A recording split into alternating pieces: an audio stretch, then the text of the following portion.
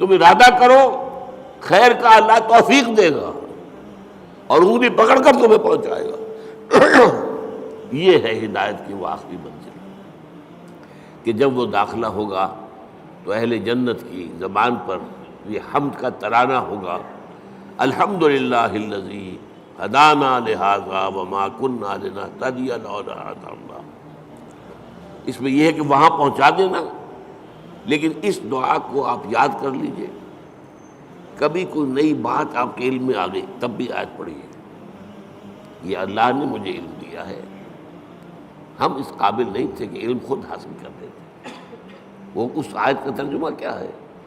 کل حمد کل شکر اس اللہ کا ہے جس نے ہمیں یہاں پہنچایا جنت تک، ہم پہنچنے والے نہیں تھے، ہم اپنے بل پر اپنی سمجھ سے اپنی کوشش سے پہنچنے والے نہیں تھے۔ وما کنا لنہتدی لولا ان ہدانا اللہ۔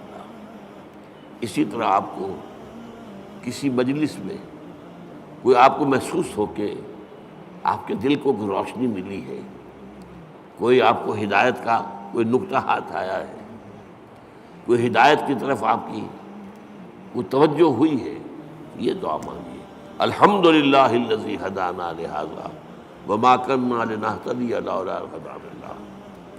چاہے وہ کسی کے ذریعے سے آیا ہو، لیکن الٹیمیٹ سورس تو اللہ ہے نا۔ خود اس کو کس نے بتایا تھا؟ اللہ نے بتایا تھا۔ ہمیں جس نے سکھایا ہے اسے کس نے سکھایا تھا؟ اللہ نے سکھایا تھا۔ اسی طرح الحمدللہ الذی صدقنا وعدہ واورثنا الارض نتبوأ من الجنۃ حیث نشاء۔ ایک جگہ یہ ترانہ آیا ہے، جنت والے ترانہ جو ہے کل حمد کل شکر اس اللہ کا ہے جس نے ہم سے اپنا وعدہ سچا کر دکھایا۔ اس نے ہم سے کہا تھا کہ تم میرے راستے پہ چلو گے میں تمہیں جنت دوں گا، آج ہمیں اللہ نے وہاں پہنچا دیا، زمین کا وارث بنا دیا گیا۔ فاورثنا الارض، بعض نے کہا نہیں ارض سے مراد ارض جنت ہے، جنت کی زمین کا ہمیں وارث بنایا۔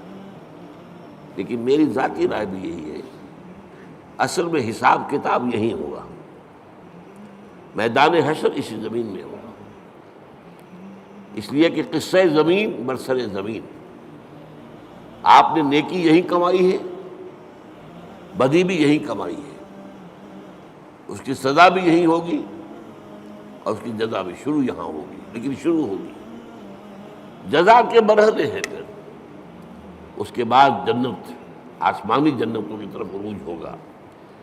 لیکن وہ جو میں نے کئی دفعہ آپ کو بتایا ہے قرآن مجید میں ایک نزل کا لفظ آتا ہے، نزل، اور ایک عربی میں ضیافت کا لفظ، ان دونوں میں فرق کیا ہے؟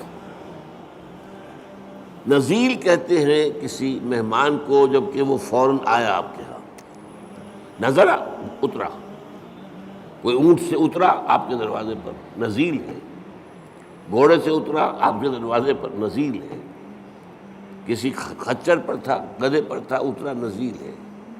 آج آپ کار سے اترتے ہیں، نزیل ہے، نزلہ تو ہے۔ آتے ہی آپ کیا کرتے ہیں؟ موسم کے لحاظ سے کوئی ٹھنڈا یا گرم، فوری طور پر ٹھنڈا یا گرم جو ہے اس کی تبادل کی جائے گی، پھر ضیافت ہوگی، پھر اہتمام ہوگا، پھر جو ہے آپ اہتمام کے ساتھ کھانا تیار کریں گے، اس کو ضیافت ہے۔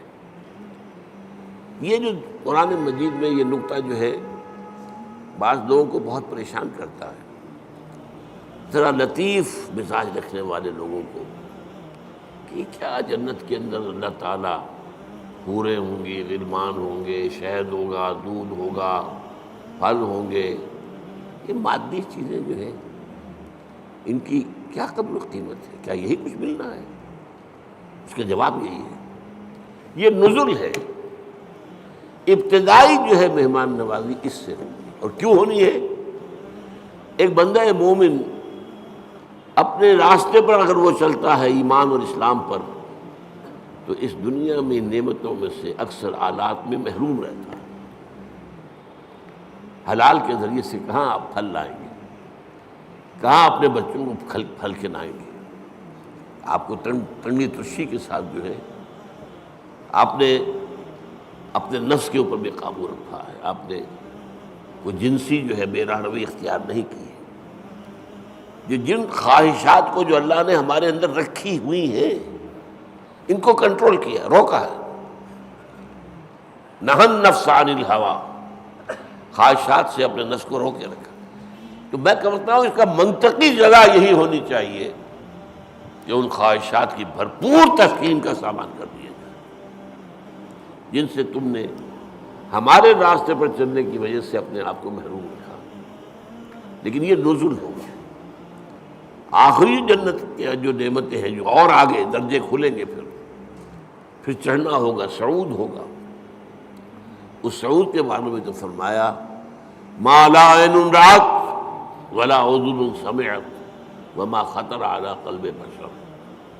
وہ جو اوپر کی جنتیں ہیں ان کی نعمتوں کے بارے میں حضور کے الفاظ ہیں، وہ تو وہ ہے جو نہ کسی آنکھ نے دیکھی، نہ کسی کان نے سنی، نہ کسی کے دل میں ان کا احساس اور ادراک وارد ہوا. وہ یہاں بیٹھ کر تو ہم اندازہ کر ہی نہیں سکتے.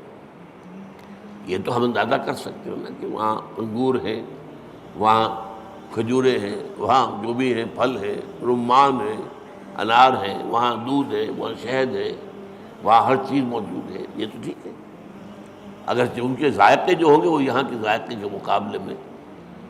چنانچہ تیسرے جو رکوع ہے سورہ بقرہ اس میں کہا گیا اتوبہ متشابہہ، وہ ملتی جلتی چیزیں ہوں گی. یہ بھی انار ہے، یہ انار، لیکن جنت کا وہ انار کچھ اور ہی ہوگا. اس کا ذائقہ آپ کے اس وقت تصور نہیں کر سکتے. اس انگور کا ذائقہ کچھ اور ہی ہوگا. آپ شہد جو ہے دنیا کا کتنا کھا لیں گے، تھوڑا سا دے گا دل بھر جائے گا. وہ شہد ایسا نہیں ہوگا. جیسے وہاں کی آگ ایسی نہیں کہ ایک دفعہ جلا دے تو بس جل گیا جسم، نہیں، پھر کھال دے دی جائے گی، پھر جو ہے دوبارہ اس کے اندر حس پیدا کر دی جائے گی. اس لیے کہ حس جو ہے، وہ سینسٹیونیس جو ہے، وہ تو اسی میں ہے، کھال میں ہے. کھال جلنے کے بعد آپ کا گوشت جل رہا ہوگا تو آپ پتہ بھی نہیں چلے گا کیا ہو رہا ہے، اس لیے کہ اس میں سینسیشن ہے ہی نہیں.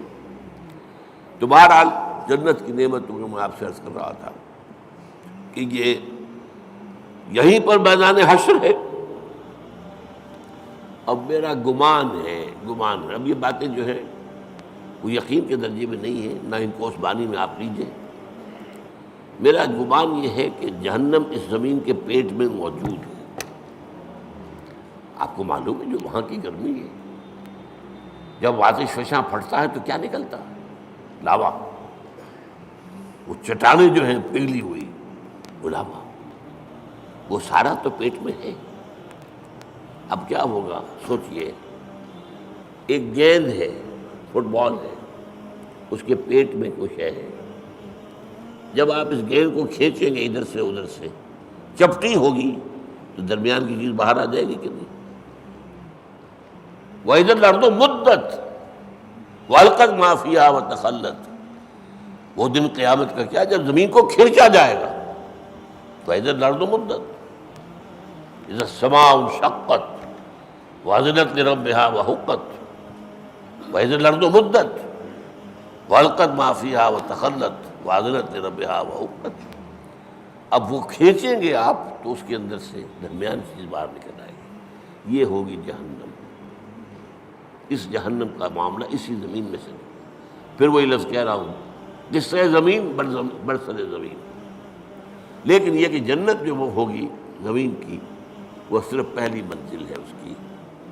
وہ آپ کہہ لیجئے کہ وہ در حقیقت استقبالیہ ہے جو وہاں پر ہو رہا ہے، اور وہاں پر نزل دیا جا رہا ہے. یہ ساری چیزیں جو گنوائی گئی ہیں قرآن میں، یہ نزل کے درجے میں.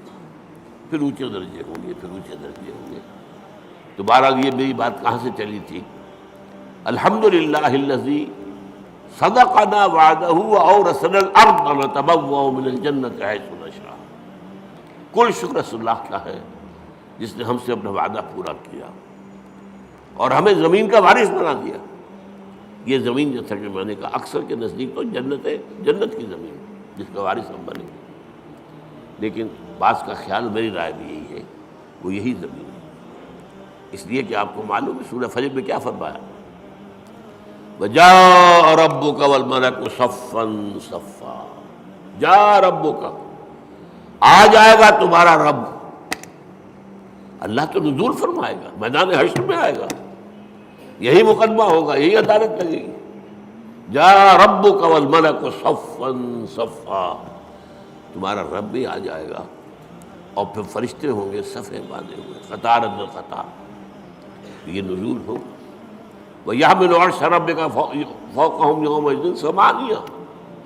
وہ جب اللہ تعالیٰ اپنے اس عرش سے اتر کے اس زمین تک آئے گا، اب وہ کیا کیفیت ہوگی، آپ اس کے لیے کچھ نقشہ ذہن میں، کوئی مادی کوئی وجود اللہ کا نہ سمجھیے، لیکن کوئی کیفیت ہے جس کا نام، جس کو ان الفاظ سے تعبیر کیا گیا ہے. اب الفاظ ہے تو کسی درجے میں مناسبت ہوگی، وہ حقیقت تو اس وقت کھلے گی. جیسا کہ میں نے کہا جنت کی نعمت ہوگی، حقیقت اس وقت کھلے گی. ما لا عین رأت ولا اذن سمعت وما خطر علی قلب بشر. اور قرآن میں جو آتا ہے لہم ما یشاؤون فیہا ولدینا مزید، اہل جنت کے لیے وہ تو سب کچھ ہوگا ہی جو وہ چاہیں گے، ہمارے پاس اور بھی بہت کچھ ہے جس کا تصور ہی نہیں ہوگا. تو ہم کہاں تک تصور کریں گے، ہمارا ذہن بہت چھوٹا ہے. لہم ما یشاؤون فیہا، وہاں وہ تو سب کچھ ہے ہی ہے جس کا کہ ان کے اندر تمنا ہے، آرزو ہے، خواہش ہے، جس کی سمجھ ہے، جس کا ادراک ہے، جس کا شعور ہے. وَلَدَيْنَا مَزِيدٌ، ہمارے پاس اور بہت کچھ ہے. اور یہاں وہ جوڑ لیجئے ما لا عین رأت ولا اذن سمعت وما خطر علی قلب بشر. تو یہ اصل میں حمد ہے، شکر